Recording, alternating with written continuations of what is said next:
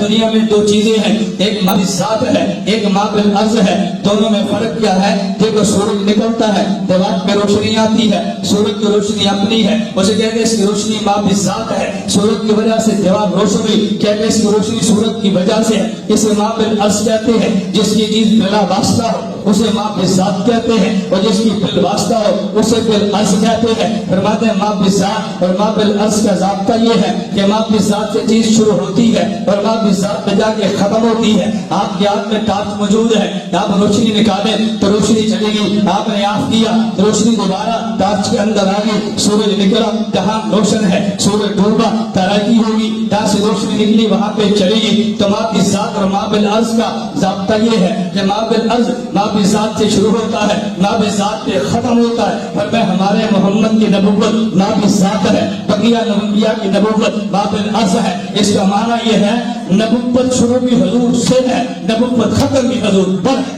بسم اللہ الرحمن الرحیم۔ بندہ ناچیز جواب دینے سے قبل کچھ معروضات پیش کرنا چاہتا ہے۔ جناب والا، پہلی بات تو یہ ہے کہ جس وقت اعتراض جو کتابوں میں موجود تھے تو ان کے جواب کے لیے جو ہے پھر کتابیں لکھی گئیں، تو اسی طرح کر کے جب یہ متنازع بیان سوشل میڈیا پر وائرل ہوئے تو پھر اب ضروری ہے کہ سوشل میڈیا پر ان متنازع بیانات کا جواب بھی موجود ہونا چاہیے۔ تو جس بنیاد پر بندہ ناچیز یہ جواب دے رہا ہے تاکہ یہ نیٹ پر موجود ہوں، چونکہ ہمارے نوجوان اب زیادہ تر نیٹ کو استعمال کرتے ہیں تو یہ جواب اب ان کے لیے ضروری ہوں گے۔ تو وہ جب یہ جواب سن لیں گے تو انشاءاللہ تعالیٰ تبارک و تعالیٰ اللہ تبارک و تعالیٰ کرم اور فضل فرمائے گا، تو انشاءاللہ بہتری بہت زیادہ آئے گی۔ جیسا کہ ہم نے ما قبل جو ان کے جوابات دیے ہیں تو اس سے بہت زیادہ نوجوانوں میں، لوگوں میں بہت زیادہ تبدیلیاں آئی ہیں اور انہوں نے ہم سے رابطہ کیا ہے، اور انشاءاللہ تعالیٰ تبارک و تعالیٰ اس جواب سے بھی بہت زیادہ تبدیلی آئے گی۔ انشاءاللہ تعالیٰ اللہ تبارک و تعالیٰ ضرور فضل فرمائے گا اور ضرور کرم فرمائے گا۔ جناب والا، اب یہ اگر اس چیز کو آپ لوگ علم کہتے ہو تو میں ہاتھ باندھ کر بستہ گزارش کرتا ہوں کہ پھر ہم ایسے ہی جاہل ٹھیک ہے، ہمیں ایسے علم کی پھر ضرورت نہیں ہے۔ جناب والا، آپ اس کو اتنا بڑا اچھال کے آپ لوگوں نے رکھا ہوا ہے، جس بندے کو یہ بھی معلوم نہیں کہ وہ جو وصف نبوت کی بالذات اور بالعرض کے طور پر تقسیم کر رہا ہے، یہ تقسیم شرعن ہی باطل ہے، یہ شرعن ہی باطل ہے۔ تو اب اس کی پوری آپ گفتگو سماعت کر لیں۔ اس نے وصف نبوت کو تقسیم کیا ہے،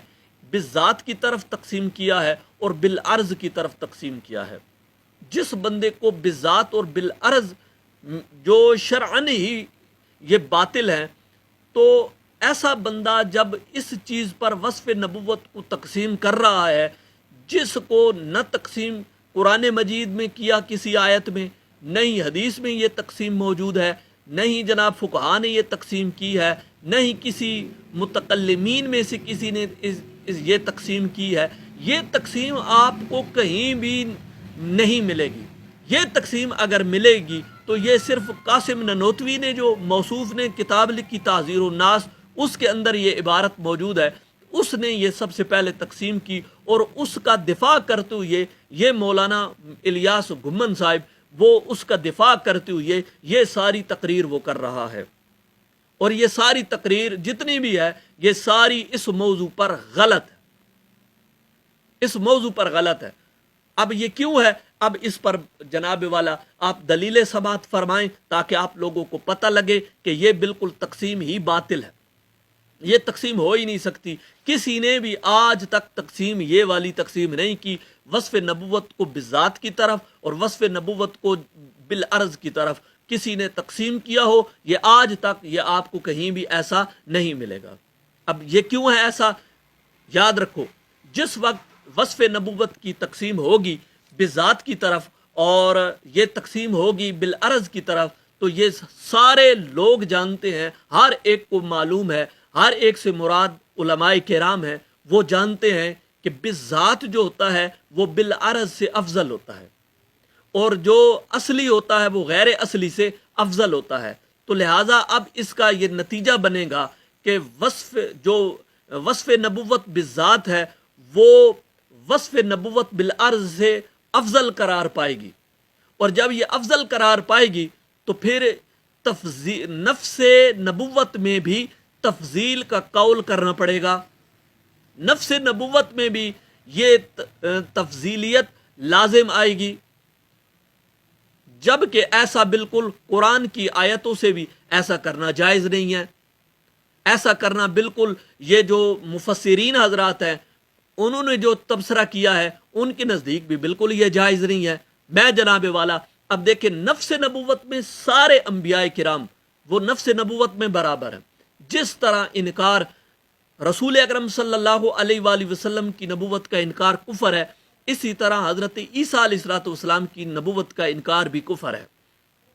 اب ایک بندہ سارے انبیاء کرام علیہ السلام کو کی نبوت کو تسلیم کرتا ہے، صرف ایک نبی کو اگر نہیں مانے گا تو پھر اس پر بھی کفر کا قول ہوگا، وہ ہرگز مسلمان نہیں کہلائے گا۔ سارے نبیوں پر ایمان لانا ضروری ہوگا۔ تو نفس نبوت میں اور باقی جو آگے درجات میں ہے ان میں فضیلت ہے، جیسے قرآن مجید میں تلک الرسل فضلنا بعضهم علی بعض، کہ اس میں جو ہے بعض انبیاء سے زیادہ فضیلت رکھتے ہیں، یہ باقی درجات کے لحاظ سے آگے لحاظ سے ہے۔ نفس نبوت میں سارے انبیاء کرام علیہ السلام برابر ہے، ان میں کسی کو فضیلت حاصل نہیں ہے۔ اب یہ دیکھیے، میں جناب والا سب سے پہلے آپ کے سامنے جو پیش کرنے لگا ہوں وہ روح المعانی ہے، لا نفرق بین احد من رسولہ۔ اس آیت کے تحت جناب والا روح المعانی اور صفحہ نمبر 66 ہے، سورۃ البقرہ ہے، اور یہ جناب والا جلد نمبر 3 اور 4 بنتی ہے، حصہ اس کا ہے، اور اسی میں اگر آپ دیکھیں گے تو آپ کو نیچے کر کے نظر آئے گا جناب والا یہاں پر صاحب روح المعانی نے یہ لکھا ہے، لأن المعتبر عدم التفریق من حیث الرسالۃ دون سائر الحیثیات۔ اب یہاں پر یہ بیان کر دیا گیا کہ کہتے ہیں کہ اس لیے اعتبار کیا گیا ہے عدم تفریق کا اعتبار کیا گیا ہے من حیث رسالت کی حیثیت سے، یہ عدم تفریق کا اعتبار کیا گیا ہے، نہ کہ تمام حیثیات سے۔ تو بالکل نفس نبوت میں یہ سارے برابر ہوتے ہیں، نفس نبوت میں۔ اب میں اس کو جناب والا یہ دیکھیے کہ اب یہ عدم تفریق کا جو اعتبار والا قول کیا گیا ہے رسالت کی حیثیت سے، بے شک آپ کتاب کے اندر دیکھ لیں، باقی آپ دیگر جو تفسیر کبیر ہے اس کے اندر بھی دیکھ لیں، باقی جو دوسرے تیسرے جو تفاسیر ہیں بے شک ان میں آپ اٹھا کے دیکھ لیں۔ اسی آیت کے ضمن میں لا نفرق بین احد من رسولہ، اس کے تحت بہت زیادہ جو مفسرین حضرات نے یہ جملے لکھے ہیں۔ میں جناب والا اب آپ کو جو ہے حدیث پاک سے بھی یہ بتا دیتا ہوں، تاکہ حدیث پاک سے بھی آپ لوگوں کو پتہ لگ جائے کہ حدیث پاک میں بھی یہ بالکل چیز باطل ہے۔ حدیث پاک میں رسول اکرم نور مجسم شفیع معظم صلی اللہ علیہ وآلہ وسلم کی حدیث پاک ہے، یہ میرے پاس بخاری شریف موجود ہے، اور صفحہ نمبر 325 صفحہ ہے، اور جناب والا رسول پاک صلی اللہ علیہ وسلم نے کا یہ جملہ میں پیش کرتا ہوں، لا تحیرونی علی موسیٰ فإن الناس یسعقون یوم القیامت فاسعقوا معہم۔ تو رسول پاک صلی اللہ علیہ وآلہ وسلم نے یہ جو فرمایا کہ مجھے موسیٰ علیہ السلام پر فضیلت مت دو۔ اب یہ نفس فضیلت کے اعتبار سے ہے، اسی کے حاشیے میں اگر آپ دیکھیں گے تو آپ کو یہ حاشیہ نظر آئے گا، اس حاشیے میں آپ بے شک دیکھ لیجئے گا، والخامس انہ نہا عن التفضیل فی نفس نبوت لا فی ذوات الانبیاء علیہ السلام۔ یہاں پر بھی موجود ہے کہ منع ہے کہ فضیلت سے نفس نبوت میں، نہ کہ ذوات انبیاء میں منع نہیں ہے، نفس نبوت میں تفضیل کا قول کرنا منع ہے۔ تو اب جب آپ لوگ یہ کہتے ہیں کہ وصف نبوت بالذات اور وصف نبوت بالعرض، جب آپ اس کی تقسیم کرتے ہو تو نفس نبوت بالذات جو ہے وہ وصف نبوت بالعرض سے افضل قرار پائے گی، اور یہ بالکل باطل ہے اور یہ جائز ہی نہیں ہے۔ تو میں نے یہ بخاری شریف میں سے آپ کو دکھا دیا۔ اگر میں آپ کو جو ہے اس روایت میں عمدۃ القاری فی شرح بخاری، انہوں نے بھی اسی طرح یہی قول ذکر کیا ہے اسی میں بھی آپ دیکھ لیں الخامسو، انہوں نے بھی یہ لکھا ہے، اور صفحہ نمبر 351 میں امام مولا علی قاری نے کتاب الخصومت میں اسی خصومات میں جناب یہی حدیث پاک ہے، اور اسی حدیث پاک کے ضمن میں انہوں نے بھی یہی تذکرہ کیا ہے۔ آپ دیکھیے گا انہ نہا ان التفضیل فی النفس النبوتی لا فی ذوات الانبیاء علیہم السلام، یہاں پر بھی یہ کہ منع کیا گیا ہے کہ فضیلت دینے سے نفس نبوت میں یہ منع ہے، اور ذات نبوت میں یہ منع نہیں ہے۔ اب آپ دیکھ لیجئے، میں بالکل آسان فہم انداز میں آپ لوگوں کے سامنے یہ باتیں رکھی ہیں، بے شک آپ اس کو دیکھ لیجئے گا۔ اب میں صرف ایک چھوٹی سی بات کرنا چاہوں گا، وہ چھوٹی سی بات یہ ہے کہ جناب والا آپ لوگ جب بھی ہم بیان کرتے ہیں تو کہتے ہیں کوئی قرآن اور حدیث پیش کر دو، کوئی قرآن اور حدیث پیش کر دو۔ تو میرا سوال یہ ہے کہ جناب موصوف نے جو یہ ساری مثالیں پیش کی ہیں، ان مثالوں میں اس نے کون سی قرآن مجید کی آیتوں سے تفسیر بیان کی ہے، کون سی قرآن حدیث پاک سے اس نے تفسیر پیش کی ہے، کون سی ایسی اس نے تفسیر پیش کی ہے؟